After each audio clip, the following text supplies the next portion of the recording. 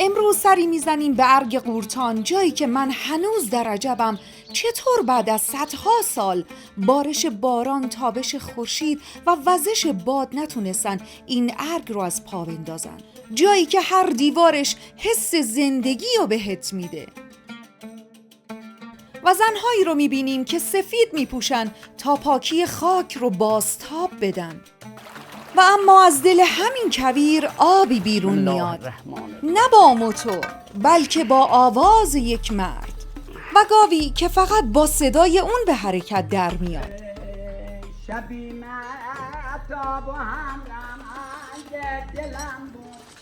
پس تا آخر این سفر با من بمون، چون رازی رو میخوام نشونت بدم که فقط توی ورزنه میشه دید.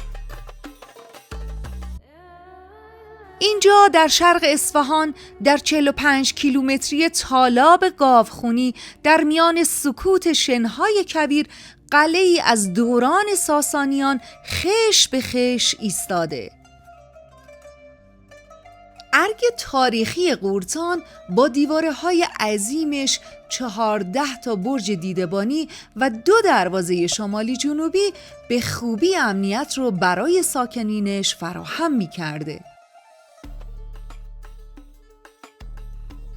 حدود 2000 سال پیش و حتی توی دهه‌های گذشته توی این قلعه زندگی کاملی وجود داشته برای همه، اما الان فقط 7 تا خانواده هستن که توی این قلعه، توی این ارگ قورتان زندگی میکنن. اینا خونه‌ای هستن که توشون زندگی میکنن توی این محله.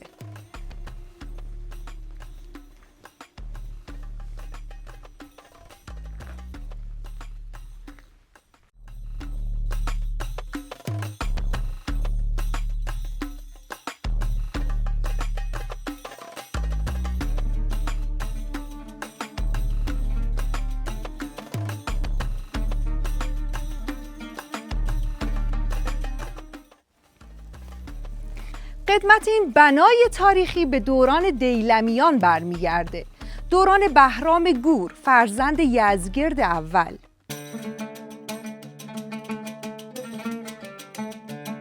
این قلعه در گذشته جنبه نظامی دفاعی داشته و گذشتن زاینده‌رود از کنارش راه نفوذ دشمنا رو به قلعه سخت‌تر می‌کرده.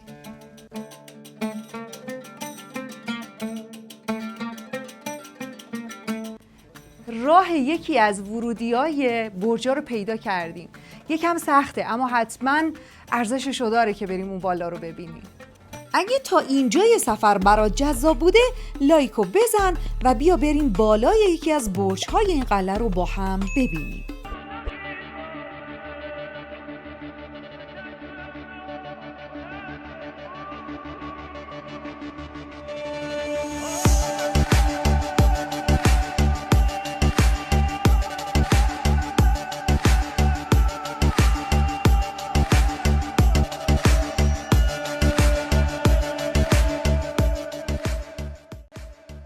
اگه این بنا محصول ذوق و هنر ایرانیان در هزاران سال پیش بوده، پس چرا نمیتونیم ازش محافظت بکنیم؟ که خوردم از دهان بندی در این دریا، در این دریا. همچنان که از کوچه ها و پشت بام های 2000 ساله عبور میکنم، صدای کاروانسراها، بازار ارگ، آسیاب و مغازه ها، صدای جوی آبی که از وسط ارگ میگذره، صدای هیاهو و همهمه مردم در کوچه ها و بازی بچه ها رو تو قلعه حس میکنم. صدای آبی که در زاینده‌رود جاری شده و به گاوخونی میرسه.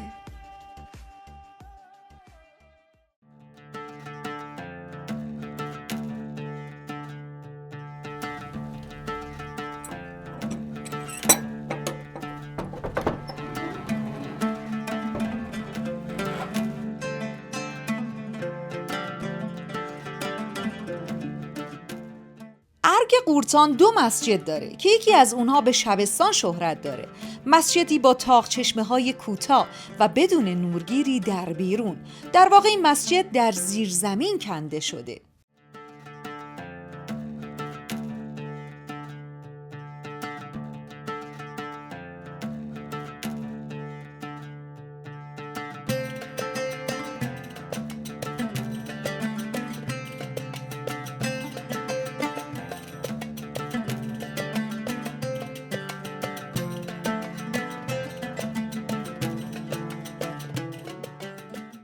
میدونی دارم به این فکر میکنم که توی این خونه ها چه شبهایی که خندیدن آدم ها، چه شبهایی که قصه دار بودن.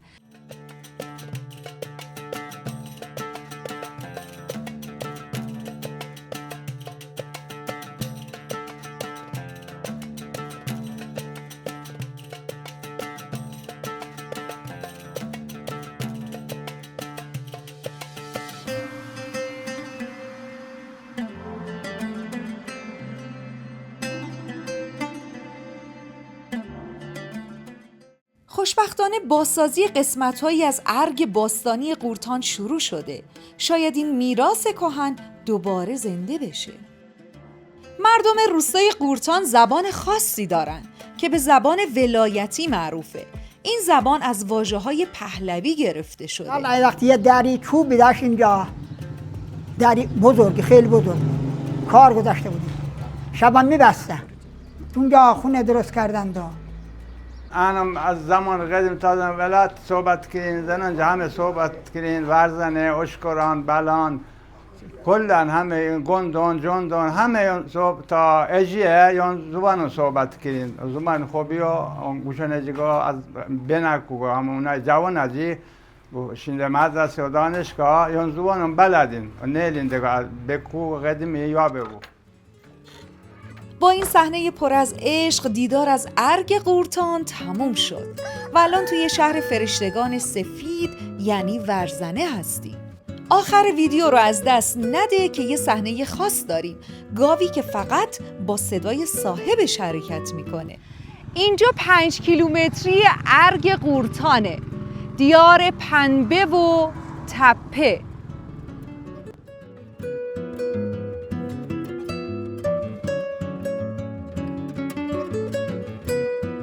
این پل آخرین پل تاریخی در مسیر گذر زاینده روده. زمانی آب زاینده رود از زیرش رد می شد و به گاوخونی می ریخت. حالا فقط خاطره ای از اون روزها باقی مونده.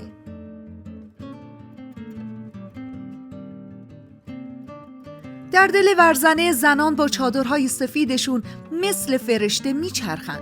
اما آیا می دونید علت این پوشش سفید چیه؟ اگه می دونید حتما برام کامنت کنید.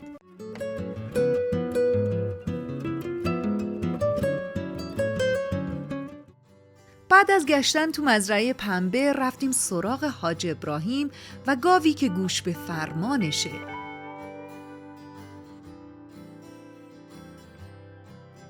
ببینید چقدر آروم از طویله بیرون میاد.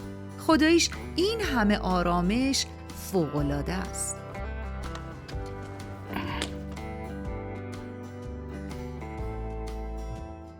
گاو چا از منو من جنومم ابراهیمو گاو چم به تایگ مردم بینین گاو غدیم چه تربیه بی با زبان خودمون میگم این گاو چرا زدم که بیان ببینن قدیم چطور نخونی براش نمیره قدیم همین تو بودا باید بخونی براش.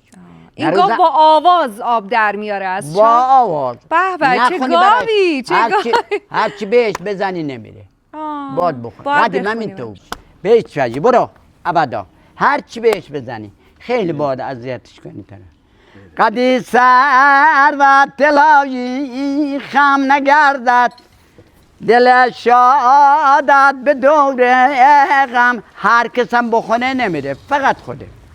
آره آبش میبندم این دستگاه است که بهش بسته میشه آب میاره بالا. این هر دفعه 200 لیتر آب از چا میکشه بالا. این حالا دستگاه به این کم بسته میشه.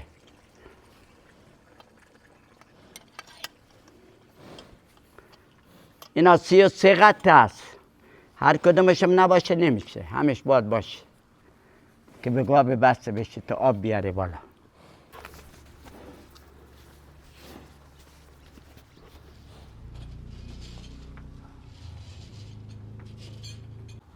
هر کدومش یک اسمی داره. جمله، کوله بند، پچ بند، تنفی رند، تنفی غرغره، دول، یوان، کوکاچا، هر کدومش یک اسمی داره.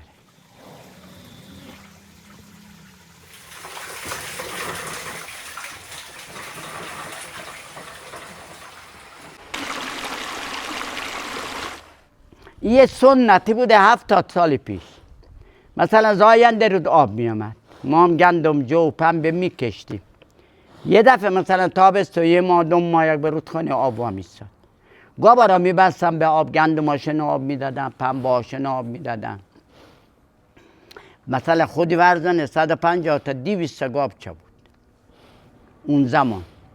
ما که موتور نمیدانستیم چیه، برق نبود. اومد 70 سال پیشی موتور اومد، موتوری که رو دیواره گذاشته. باش میگیم موتورا لیست داره. گذاشتیم تو چاوبنا کردیم آب بکشیم. این گاوچه دیگه تموم شد. قدیم میرفتن گاوا را از سیستان و بلوچستان می آوردن. معروفم به گاوای سیستانی. قدیم من میرفتم از اونجا می آوردم. منم 17 سال پیش رفتم سیستان و بلوچستان و این ور و اون ور و 2 تا از این گاوای کنده را پیدا کردم آوردم. این چارا وا کردم و این دیوار را کشیدم. این ابزارات خونه کنات تو بیابونه پیدا کردم آوردم. 8 ماه 9 ماه این گاوا را من اینجا آموزش دادم. وحشی بودا، شاخ میزد، لغت میزد. مثلا اونجا علف، اینجا نون، ناز و نواز خوندن. طبق قدیم که این کارا کرده بودیم. تا با قول خودمون بعد 1 سال گاومون آب کش. بعد در اینجا رو وا کردم از بچه 5 سال تا 90 سال زن و مرد اومدم برای تماشا. اینجا گاوچاه حاجی ابراهیم عزیز در منطقه ورزنه. اگه گذرتون به این منطقه افتاد حتما سری به این گاوچاه بزنید، چون یکی از قدیمی ترین گاوچاه های این منطقه است. یک سنت قدیمی. گاوتا نخونی براش نمیره، باید بخونی براش. تربیتش کرده. اما حاج ابراهیم میگه فقط این گاو من با صدای من به حرکت در میاد. حالا میخوام من براش بخونم، ببینم حرکت میکنه یا نه. 2 3 روزه که بوی گل نیومد، بارکالله. صدای چهچه بلبل نیومد. تکون بخور، صدا به قشنگی. وای شاخ نزنی. میگه نمیرم. میگه نمیرم. بذار مردونه کنم صدامو. 2 3 روزه که بوی گل نیومد، صدای چهچه بلبل نیومد. صدا منو دوست نداره. برید از باغوان گل بپرسید، برید از باغوان گل بپرسید، چرا بال به سیل گل نیامد، چرا بال به سیل گل نیامد. بیا اینا هر که بیاد بخونه نمیره خانوم. آره. مدعای اومدن خوندن. حاج ابراهیم بعد این اولین گاویه که شما داشتید؟ نه این 3مین گاوه. اون اولین گاوتون رو دیگه اولی اون کلش ببین لب پشت بونه. چه بویی از وطن پیغام دلبر، چه آبون پر خودم آیت امروز.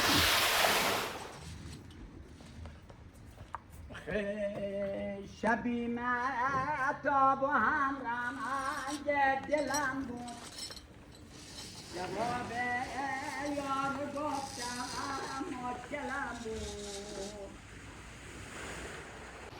جواب یار گفتم حرف مردم، که حرفای مردم آوار دلم بود. شبی مهتاب و همرم انگ دلم بود، جواب یار گفتم مشکلم بود.